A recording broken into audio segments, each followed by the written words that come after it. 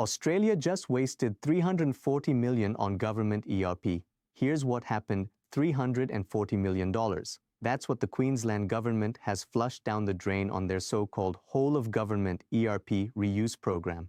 And folks, this isn't ancient history. This failure was officially declared dead just last month. Let me break this down for you. Back in 2019, Queensland had what seemed like a brilliant idea. Instead of every government agency building their own ERP system from scratch, why not create one standardized solution that everyone could reuse? Sounds logical, right? Save money, reduce complexity, increase efficiency. Fast forward 6 years and $340 million Australian dollars later, and an independent assessment panel has declared this program a complete failure.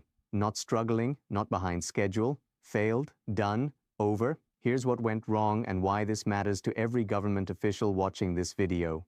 The Queensland team fell into the classic trap of over-standardization. They assumed that because these were all government agencies, their processes could be forced into the same mold. Payroll is payroll, right? Finance is finance, right? Wrong. What they discovered, the hard way, is that a university has fundamentally different operational needs than a transportation department. A health system operates nothing like a housing authority. But instead of acknowledging these differences up front, they kept pushing forward, burning through hundreds of millions of dollars trying to make square pegs fit into round holes. The assessment found that agencies couldn't align their specific requirements with this one-size-fits-all approach. The prototype launched in 2019, limped along until Services Australia picked it up in 2021, and now it's been completely abandoned.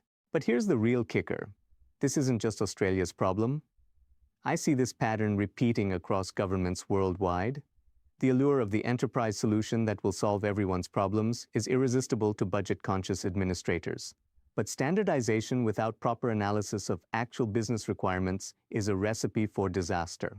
So what can your organization learn from Queensland's $340 million mistake? First, resist the temptation to standardize everything just because it sounds efficient. Different departments often need different solutions. Second, invest heavily in requirements analysis before you build anything. Queensland skipped this step and paid dearly for it. Third, pilot programs aren't just nice-to-haves, they're essential. Test with real users in real scenarios before you scale. The Queensland failure joins a growing list of government ERP disasters that could have been prevented with better planning and realistic expectations. If you're involved in government technology procurement, don't let your organization become the next cautionary tale. Subscribe for more analysis of government ERP failures and the lessons they teach us.